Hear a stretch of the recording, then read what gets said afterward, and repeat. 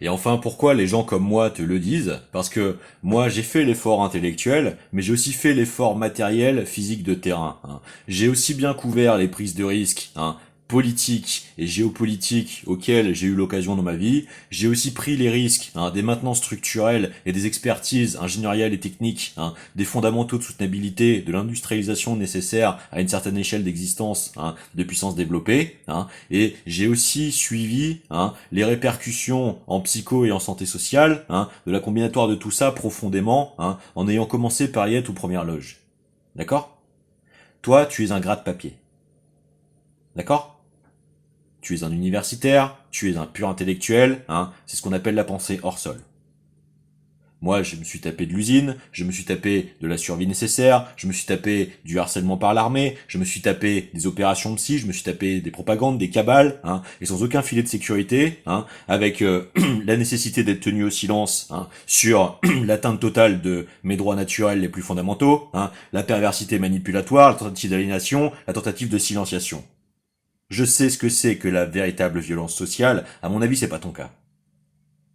Et vois-tu, cerise sur le gâteau, il se trouve que dans mes efforts permanents de recherche, documentation et archivage, hein, j'ai les preuves de tout ce qu'on peut décemment, véritablement en profondeur, bien mieux faire dans des niveaux de développement technologique particulièrement avancés qui permettraient d'émanciper du travail comme de la dépendance à la monnaie, hein, et de prolongation conséquente de l'espérance de vie par les voies les plus saines, hein, dont toi tu n'es que l'eugénisme, hein, alors que tu ne comprends rien, hein, à l'hybridation des naturopathies et des optimisations technologiques de prolongement de celles-ci.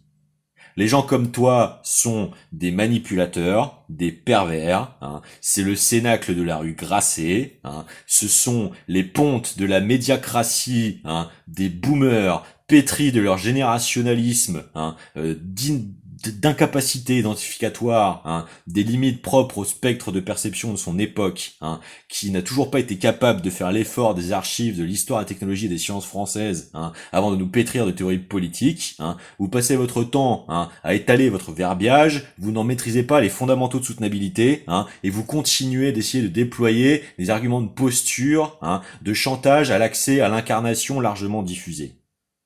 Le fond de ton action communicante, elle est moisie. Et elle est d'autant plus moisie, hein, que tu te prétends être une avant-garde de la pensée véritablement maître et maîtresse, hein, doctoresse S gauche, hein, historique, hein, de l'histoire de la philosophie, hein, des libertarismes. Il n'y a pas plus imposturel mensonge existentiel, hein, que ta tentative de prétention, hein, de fournir une avancée paradigmatique qui mériterait, hein, autorité à exiger structuration de la permanence des débats.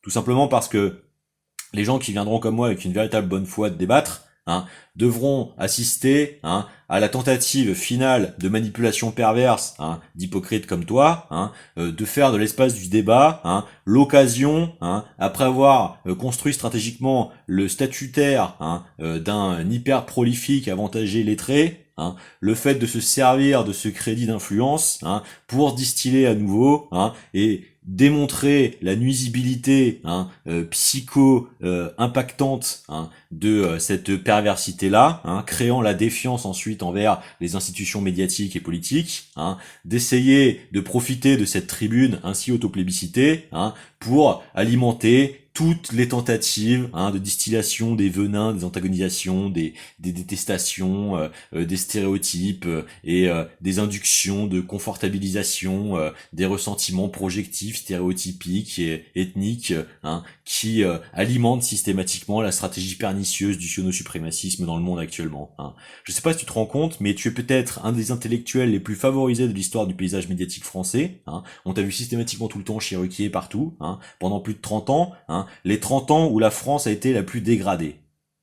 Et le premier intellectuel soi-disant de gauche en diffusion, hein, qui a son propre papier, son propre tout ça, hein, n'est toujours pas capable de prendre la défense de Gaza aujourd'hui. Mais tu ne le seras simplement jamais. En quoi es-tu donc la personne à écouter non seulement de Proudhon, mais surtout en ce moment de tentative de destruction de la seule vraie force de gauche en France? Tais-toi.